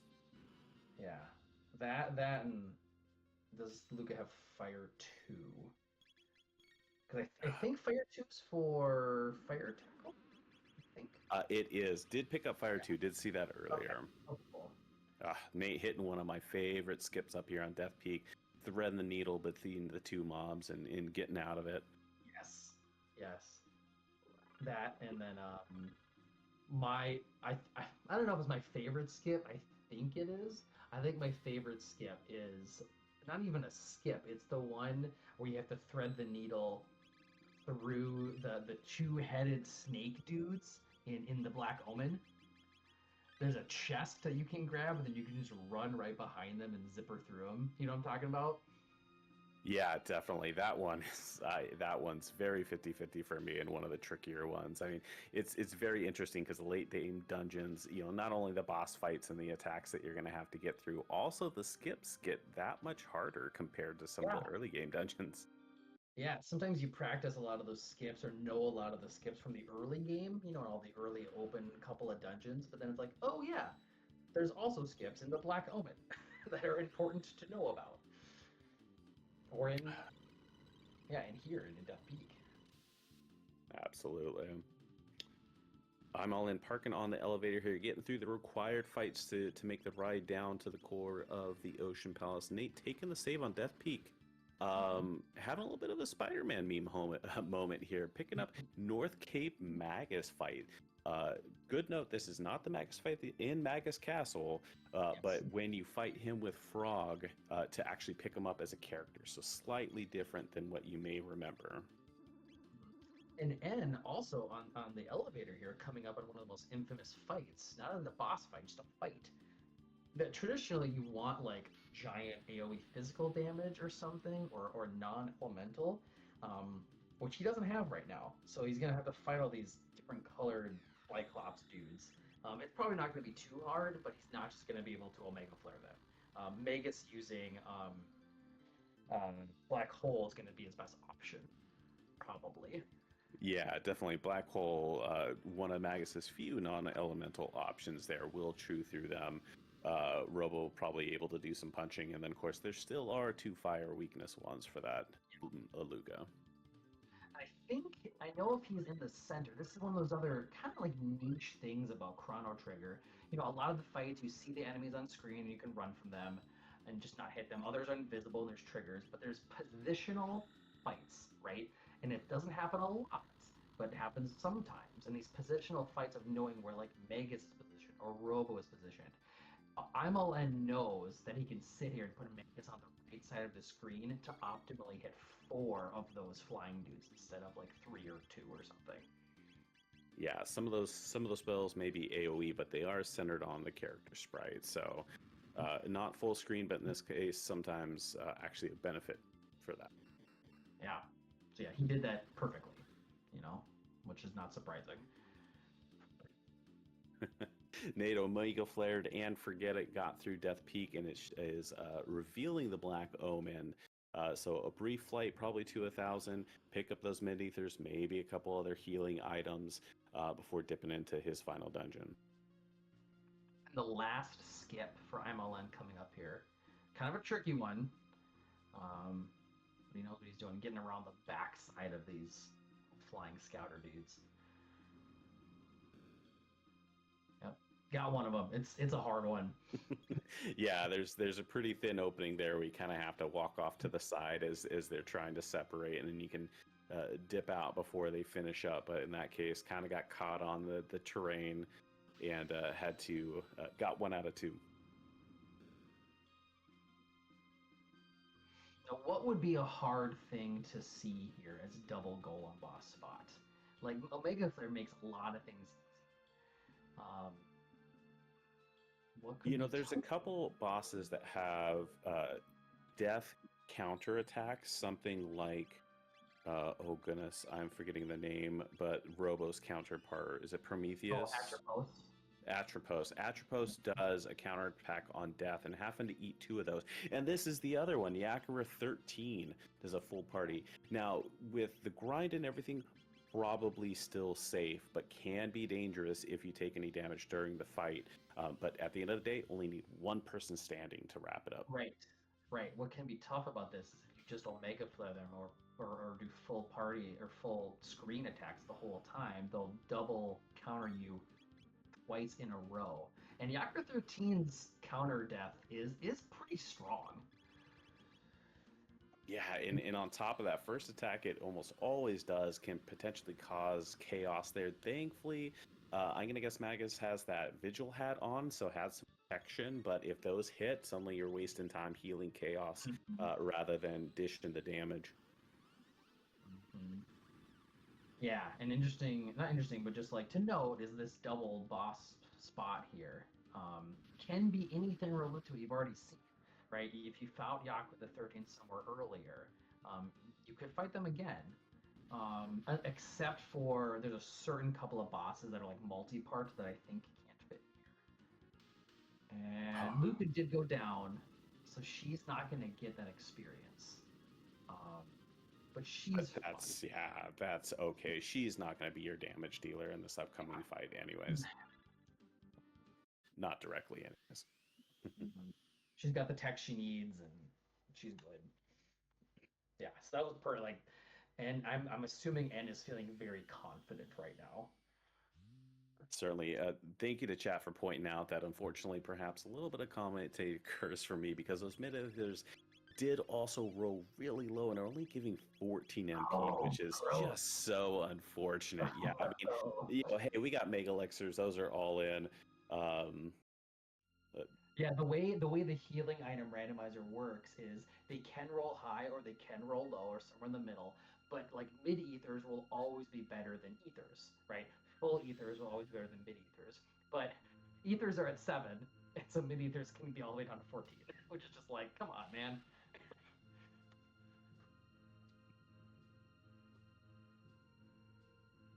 Full ethers for these panels for Nate. So. Oh, that's super handy. Some of those mid ethers may be a little less important, but still, the more MP, the merrier. All right, I'm all in at 119.56 into the final Lavos Gauntlet while Nate's working their way through that Black Omen. And Nate's showing off some of knowing a lot of the skips here again. Like, you can skip these blue eyeballs if you know when to wait. If you know when to... I missed that one. But, like, if you can go in and out of the screen for the eyeballs to close. Meanwhile, I think that one may be a required one right there. I think it's only the first 2 you can skip. I think that's right. The third one. Yeah. Yeah. But that, like, again, I didn't know about that until I started doing the randomizer. Same with this dude. It just depends on where his eyes are looking. You know, there's a handful of these in Black Omen where it's based on where the eyes are. Yeah, definitely. RNG still playing a role here. That despite, you know, your best movement tech, if you get an unfortunate look from an enemy, they're going to pull you in. And Nate, or sorry, N here, you know, like, while good output, right, still has to be careful. Rain from the heavens still does a lot of damage, and Luca's down, the other 2 are low. This is where a Mega Elixir could come and play, but it looks like N is just trying to be like, he's almost dead. I got him. Yeah, only about 10,000 to chew through here, and with Uzi Punch and Dark Matter still going to put out plenty good damage. Ooh, very spooky here. This is going to be the last hit for Robo with this Uzi Punch. One more. He's maybe one more. He's got the haste on. He can get a couple more off. Ooh, oh! That might do it. This obstacle does damage, but not a lot. Oh, no. Oh, that was close. So unfortunate. You know, Lavos proving that it is indeed the final boss and will be rude. It doesn't care about your levels. You know, obviously the other thing too is in vanilla and a regular playthrough, you're going to be much higher level in a speed run. You know, you're trying to get just enough to push through, and that means that it's always going to be a bit more tenuous. Okay, hold on. Nate just found a rainbow gun, a speed tab, and a haste specs in these chests. Oh goodness! How about haste for 2/3 of your party? Wow! Like, I still think that ends ahead here by a decent chunk, but man, getting that was so much stuff. And then turn around and see Vigil hats in the shop too. So once again, you can equip all that stuff and still get the defense or the status protection. Wow. Yeah, and going back to the last fight here with N is just like, good thing he saved ahead of time, right? Like, don't forget. And this fight was tough. But maybe it's just that decision point of like, is my offense good enough? Do I just keep attacking, or could N have used a Mega Elixir? You know, and like, No, Certainly, sometimes you just kind of lean in the damage. It's like, hey, I'm going to put it out, but once again, it's a bit of RNG, and you get some unfortunate high rolls, and that could push you over. Yeah, this race is not done. They're both very, very good racers, and N could have a similar thing could happen on Lavos 3, for example, where they're real close to beating that right bit, but they just get one extra hit through or something, and they have to restart. So it ain't over till it's over, that's for sure. ZL2 is a little bit more scripted in the sense that we're pretty sure we know how it's going to go. She has a halfway point. We know what the attacks are going to be. So it might be a little easier, quote unquote, to do that. And he's got a blue mail, I think maybe another blue vest for absorbing that hexagon mist if he even needs it. There's a lot to go still.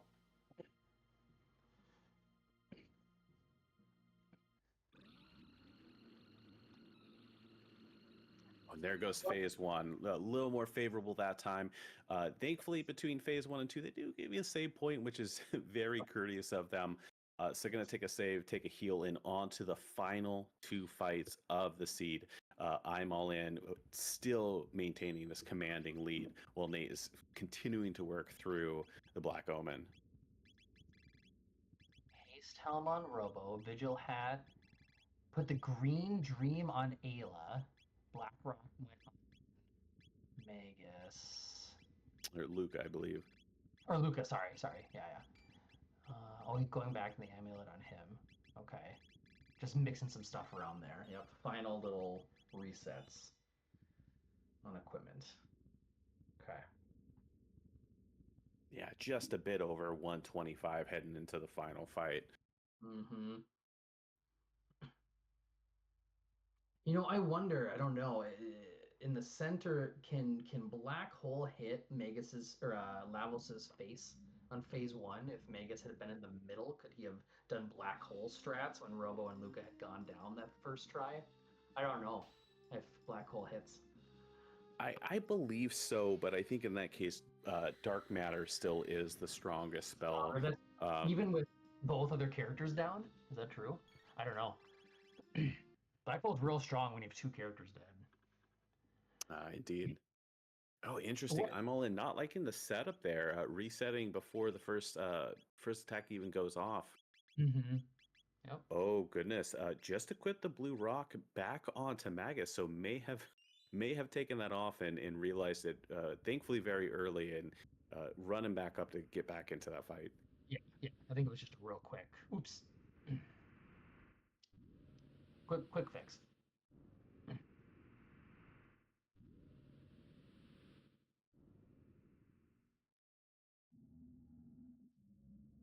ominous, just like growling from Lavos. It's so like primal, Really sets the mood. Mm-hmm. Couple of little quick skips here from Nate in these last couple of screens. Yeah, final form cell. Someone, yes, Akira Toriyama, being one of my favorite artists, drew a lot of the sprites for a lot of the characters here in this game. Famous from Dragon Ball and Dragon Quest and a handful of things. A lot of really cool character designs in this game. But just the pixel art just still holds up. All these 20 years later, 30 years later. Jeez, my goodness. Flies, especially when you're having fun. Nate, into the first boss fight of the Black Omen, we're seeing Russ Tyranno. With the damage output here, this has to be free. Russ Tyranno, it counts down from 5 and then does a very strong move, but it has to get to 0 first, and I don't believe that's going to be a case as we see dueling Omega Flares. Yup. 4,400 on N side over here on the left. And Nate pulling off here a little bit, pretty much the same, 4,500, so very similar. N did get confused here and just Robo just haymaker Magus. Oh no. Oh, jeeter. Yeah, I mean, once again, RNG, right? You could put on 2 out of 3 status protections, and once you know that third character will pick up the confuse. The other fact too is that Lavos does a move that will strip away the protection. So even if you do your diligence there, it'll still get you. MLN making some choices about when and why to revive characters or not. You know, there's a lot of decisions and calculations to be made here. Like some people be like instant, like get Megas back up, right? But you don't want to get on a heal loop. But you need him for output. But it's like if you think the boss is almost dead, just finish him off. You know, so a lot of big Yeah, decisions you made.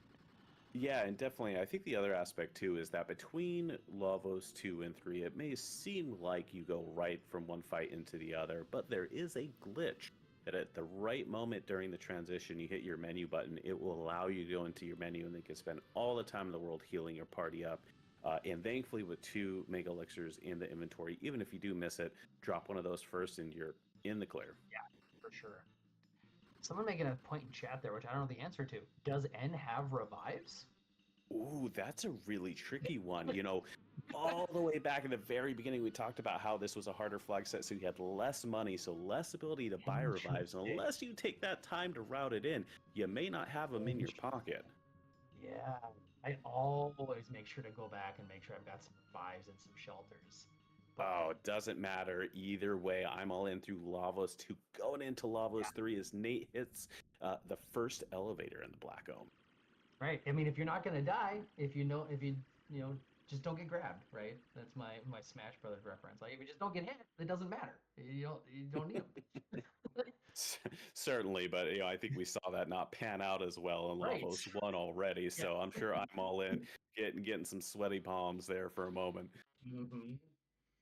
Yeah, and this level 3 fight is not free, but he's here at the final fight, and getting the glitch off, so that's great. And Nate, I just noticed there too, that last boss fight there that they finished up, did get fire tackle, so that might come into play in Zeal 2. So, Yeah, definitely. Still a very viable attack and allows Magus to kind of spend a turn stepping away from Omega Flare to do some healing with those Lapises. So real handy to still be able to put out really good single target damage and kind of have Magus play defense.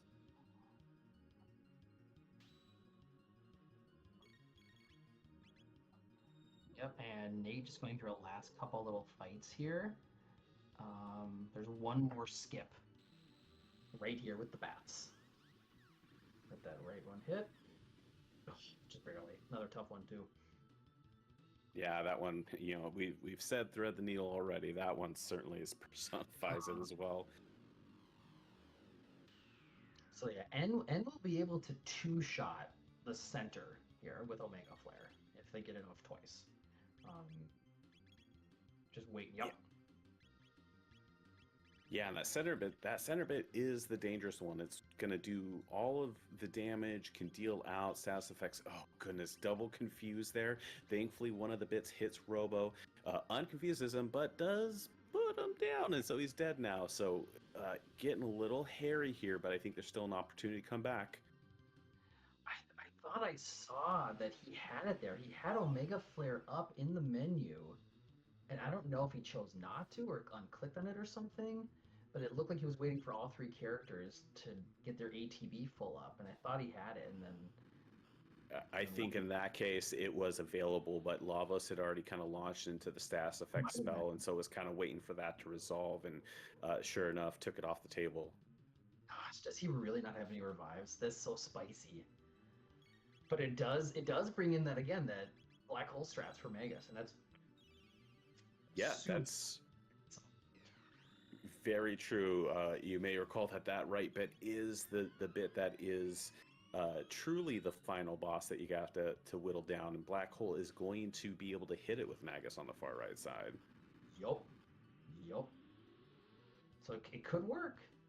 It definitely could. Yeah, especially with some Mega Elixirs in the inventory, allows you to recover real quickly.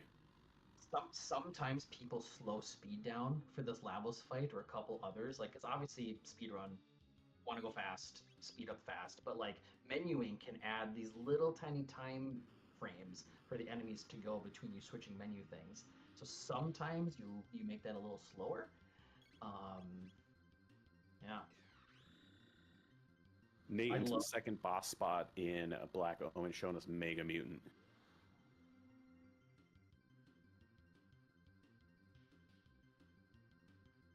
Yeah, and I did notice also that, speaking of, he did switch Robo and Magus' spots around for this fight, not knowing what it was gonna be, you know, but knows where the characters will land on the screen. Boy, ooh, this IMLN fight. Yeah, this is perseverance. Yo, I center could mid see coming back. where he would have wanted to reset instead, but didn't. Yeah, I mean you're in it here. If you can power through this, you win the tournament. You know that your opponent is made it all the way to the finals with you and is likely on your tail. Hard to just take a reset without trying to fight it out. I And still wonder putting if, in phenomenal damage. yeah, I want to ask Ann afterwards because I'm wondering if knowing that he's up a game, if he's playing riskier, like on purpose, like making riskier plays like that of not picking up revives or just letting this fight go and hoping he'll be fine. And then maybe if it goes to another game, if he'd play differently, I'd like to ask. I think the other benefit is that while leaning into the black hole stress, the black hole still hits that center bit. So even when the center bit comes back and you have to Yes. commit to taking it down so you don't take damage, it still is going to hit it. And wow, that black hole is doing a ton of damage at nearly 3,000 roll with Robo down. So, hey, silver lining, you may not be able to do Mega Flare, but you're still doing plenty of damage. Mm-hmm. I haven't. Oh, that's it. Oh, there it is. That's time. That's the tournament. That's the game. Yeah, I'm all in it with a time of 134.59, taking down Lavas 3 and winning the Alfador Wow. Derby 2-0 in the finals. GG to I'm all in. What a fantastic race. We were so busy talking about all the other things, I was not counting damage on the right there at all. I can't do that when I'm paying attention. I'm all in is in the booth with his GG's on the win. Wow. I'm all in, not only tonight, but for the tournament itself. Jeez, thanks. I can't believe I made it. Yeah, I've got to ask that those Lavos fights were just being so rude. And when Robo went down in phase 3, how sweaty did those palms get? I don't think I'm going to be going to sleep anytime soon tonight. So. Yeah, and at what point did you actively choose not to get revives, or just realize you didn't have them? I just realized I didn't have them, and I had to decide: do I want to back out, or do I just want to go for it? So I think I realized it in the double boss fight, or no, I think it was Lavos 1 that I had to reset out of because I said, okay, I got no revives. And so I went back into it and got through it, and I was trying to figure out, okay, what do I go get revives or do I just gamble? And so I put the green dream on Luca and said, let's put as many prayers into this run as we can, because I don't know if Nate's going to be right behind me or what. Well, as you can see, you got different go modes, right? Like there was a point where you guys were doing a lot of the same things. And the big difference, I think, was that Nate went immediately back to Dactyl's Nest. It was like before he even went to Cathedral and found Marl.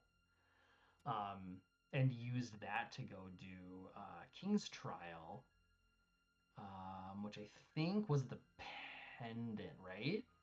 Right, and if you get the pendant, then you know that the clone is in the snail stop, and the trigger was on the bridge. Yep. So that's what at first I thought I was looking for the pendant, in order to do that. But then as soon as I found, the other piece of the Tyranno go mode, then I said, oh, I'm not in a Black Omen go mode. I'm actually in a Lavos go mode. So it even surprised me a little bit. Once I got that last check. Yeah. It was really fun to watch because we, as the audience, all saw what Nate saw after knowing that he found the pendant on the trial and knowing where the pieces were. And then we were like, oh gosh, En's doing all the opposite checks, like isn't going for the same things, doesn't know what Marl is. And then you went to find the ruby knife and the dreamstone exactly in the right order to get into go mode at almost the same time. It was real cool.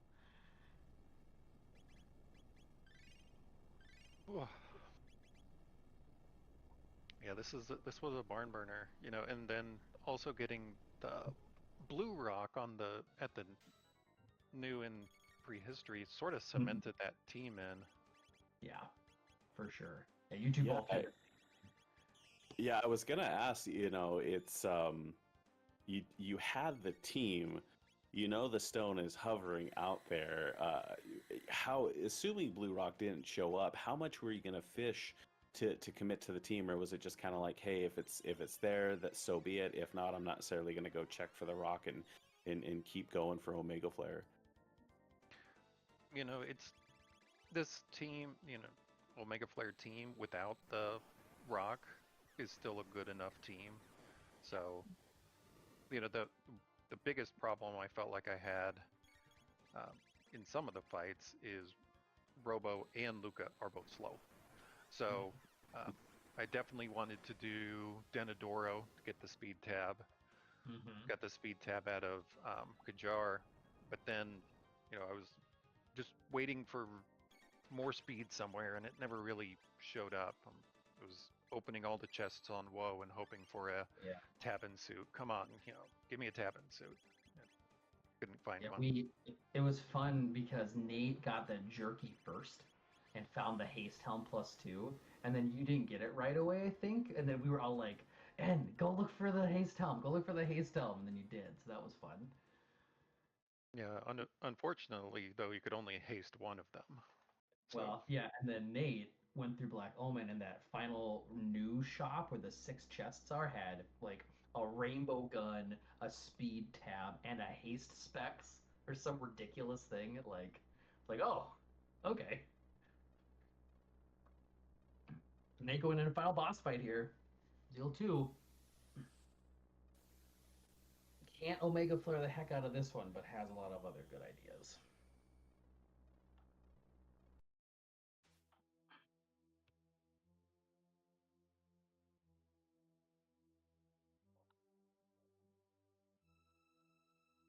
How you feeling overall, En?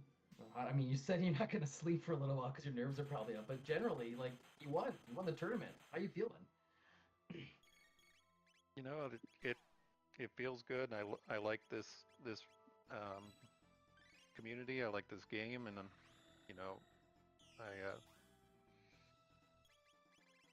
it feels good to, you know, put a stamp on it. Last time in the last tournament, you know, went 2 out of 3 with Zelfer, and you know, he took it, and you know, I was just seeing if, you know, can get back there, and yeah, I mean, it's exciting. Yeah, I mean, GG's and congratulations for sure. You definitely deserve it. Like a lot of our top runners all do because they all done such a good job. And I was just commenting earlier on this run, like you and Nate did such a good job on all of your things. Like a lot of very, very, very well executed. You know, for both of you. Yeah, I know Nate's a, you know, he's a very good technical runner. You know, he's definitely got, you know, the moves, the skips, and you know, understands when to grind, when to go, and you know, he's a formidable opponent. You know, we have a lot of good runners in this tournament, and you know, you just want to say thank you to everybody who put it on, and thank you to Speed Gaming for having us here, and thank you to you know, both of you for doing tracking and commentary throughout this whole thing. Yeah, anybody who did tracking and commentary. Yeah. Shoutouts to the whole team.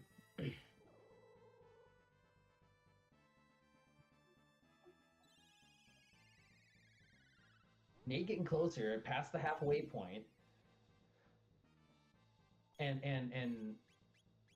defining for me and correcting my not remembering that. Oh yeah, double bomb does hit Zeal's face if you put Robo in the center. So that's perfect.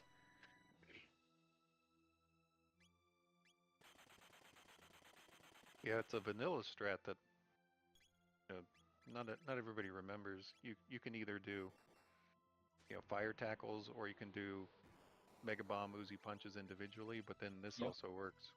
Yeah, for sure. I knew fire tackle was an option. I forgot double bomb fit there. Yeah, and putting out just as much damage, maybe a little bit more than Omega Flare at about 3,200. Yeah, we're getting close here. There's gonna be time here pretty soon.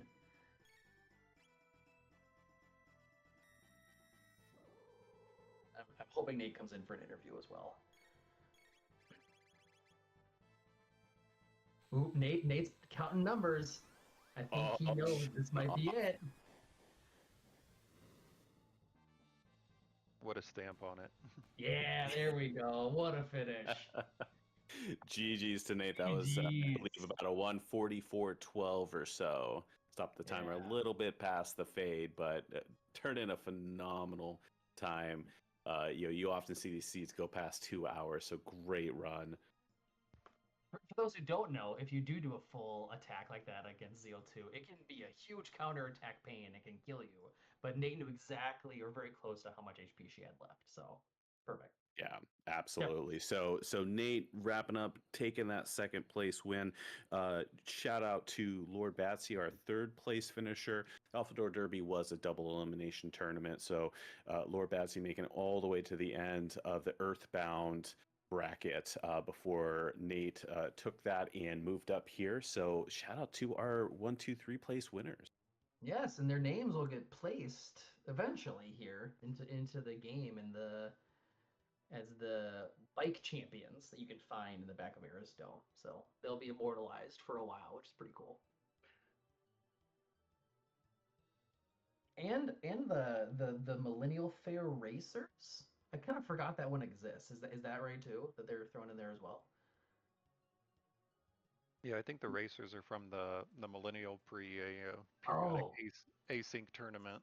Thank you. Thank you. And then in the Legacy of Cyrus mode, the winner of the other tournament that we had earlier this year will be put there. Sweet. Yeah, and getting a shout out for one of our other events as we're waiting for Nate to come in here. We have the Gato Cup, which is currently taking signups in our Discord server, which Lord Batsy shared a little bit ago in chat. That is our beginner, new player friendly flag set that also offers an opportunity to pair up with a mentor that knows the game and has played the game, help kind of teach you the ropes and teach you some of the nuances of the randomizer as you're learning the game.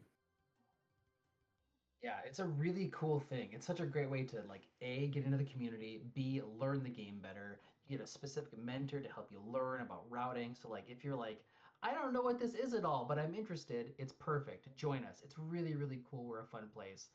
If you kind of know what it is, but still aren't confident, join. That's still a good reason to join. And Nate, I think, what was in that, a while ago, right? So learned, got better, and now got second place in a big tournament, right? So it's anyone can do this, right? And we really hope a lot of people want to try to the Gato Cup for, yeah, I love it.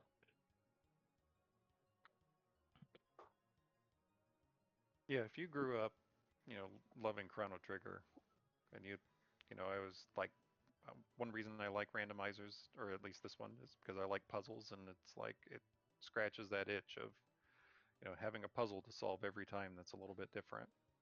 Yeah, 100%. Kind of roguelike-esque in a way, and it gives you that fresh pair of eyes and fresh paint of coat for a game that you might have loved a lot as a kid. I'm definitely in that camp. Yeah, and I played this game a lot as a kid, and then learning about the randomizer a couple years ago, I was like, oh, this is kind of cool, and I did it very casually, and just more recently I've been getting into it more seriously, and it's just so fun. And this community is so great. Do we know if Nate's going to jump in with an interview here at all? Have we heard or anybody know? And if not, that's totally fine too. Just curious.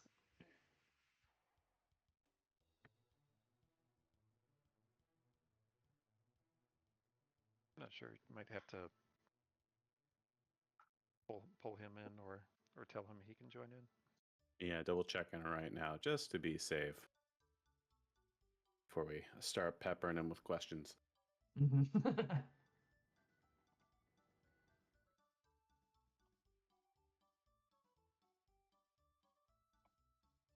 And with that, Nate joins us. GG's, Nate, on a really phenomenal 144.14. Second place finish in the Alfador Derby.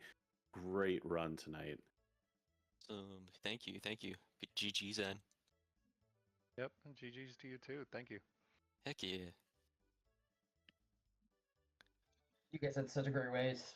It was so fun to watch for a lot of different reasons. How'd you feel about it overall? Oh, well, I mean, I had a blast with it. As soon as I saw the little blue rock hanging out in the hut, I was all in on that team. That's always fun to mess around with. Yeah, you went to Dactyl Nest right away and got that rock right away. So yeah, I was feeling a little frisky. and ended up getting the same team. He got the team right away, but didn't find the rock right away, and he never ended up going up Dactyl's Nest. So I think that was a linch point of the change in your choices. With you getting Marl right away, lets you do trial, and he never did that. So you guys got different go modes there. I was gonna ask that. Which one did he get? So you ended up finding that pendant, and we as the viewers all saw that because we all knew and you knew where the Chrono Trigger and Clone were, early checks. And so you were going towards that, and he had nothing. Like, he didn't get pendant, he had gate key, and he was doing a couple different checks. But the next two things he found were the Dreamstone and the Ruby Knife. So he ended up getting go mode, like, I think right before you or something. And we as Right the after. commentators, viewers, were like, "Oh, Nate's clearly ahead." And then N got it. And we were like, "Oh, it's a race now!" And it was fun. Like, it got real close. It was fun.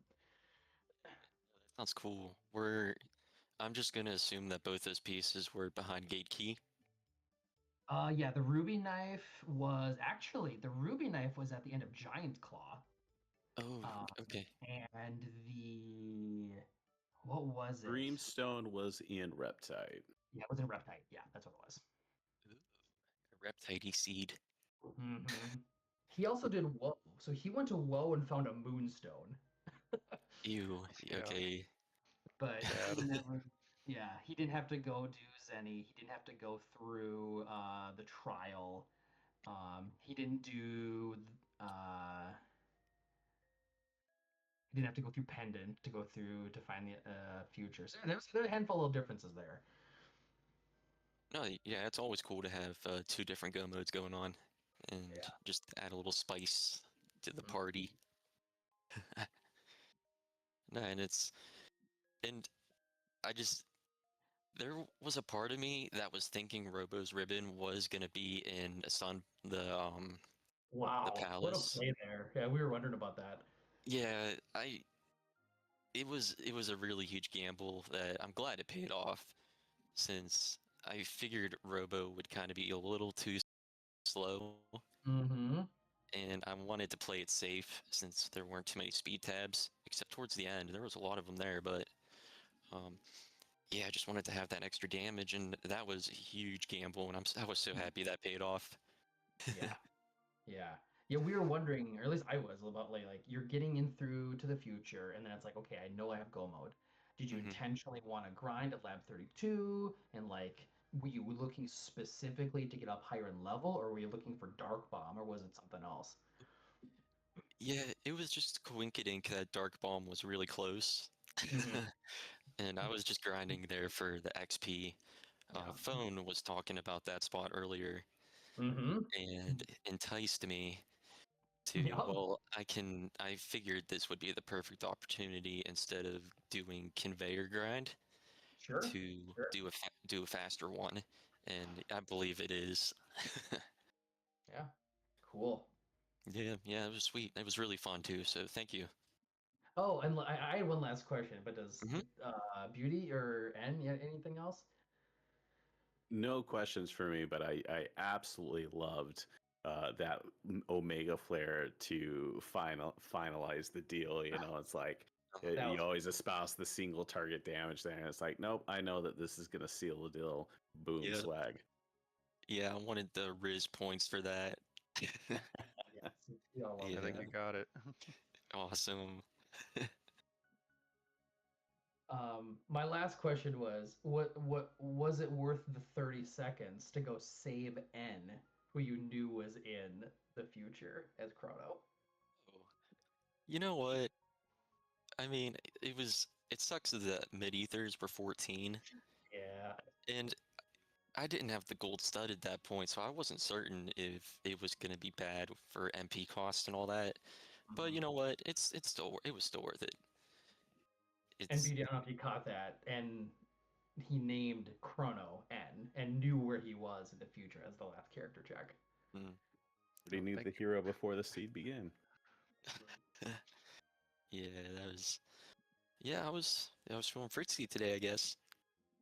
Yep, you got Fritz. You both petted a cat, so that was good. Yeah, yeah, Panda Cat right now too. Good. Yeah, You'll have yeah. to go back and rewatch too at some point because N's final couple fights against Lavos were spicy. He did not have any revives. Ooh, those No. are always fun and not stressful. Yep. No, luckily, Robo took a nap, and Magus did black hole to, until it was done. Oh, you did black hole strats, okay. Mhm. Yeah, which I don't think I was necessarily thinking about it. I might have gotten a little lucky that Magus was in the right spot. Yeah, that's cool. Yeah. Great. Well, anyone else? Anything else they want to shout out or say before we sign off here? No, I think perhaps a final round of thank yous to everybody. Of course, I'm all in, and Nate for putting on such a wonderful show. Yourself, Leon Kennedy, and Ray for joining in the Restream team. Speed Gaming for hosting us, and Lord Batsy not only for taking third place in the tournament, but also for putting the tournament on and bringing the community together to put together these races that have just been so fun over the past 2-3 months. Thank you to everybody, and this has been an absolute blast to participate in. Perfect. Couldn't have said it better myself. Yeah. GG's then, GG's. Thanks again to everybody. Cool. Yeah. All right, It's a great that's community. I was gonna Cool. say that's gonna do it for us then. Thank you again to everybody. We hope you all have a fantastic evening. Hopefully, get to see some new faces in the Discord, and some folks got to see something that they really enjoyed. Have a great night, everyone.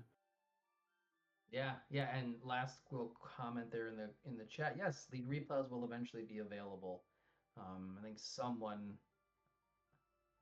was it N? Were you the one working on it? Um, Not the speed gaming replay, but not the ones they load to their YouTube. But I have a sheet of the Twitch Yes, um, that's what it was. videos, Yeah, so you can find that in the I can. Discord if you hop on over there. There's a pinned post in this thread for this tournament. Cool. Great. Thanks, everyone. Great night, everyone. Thank you. Bye.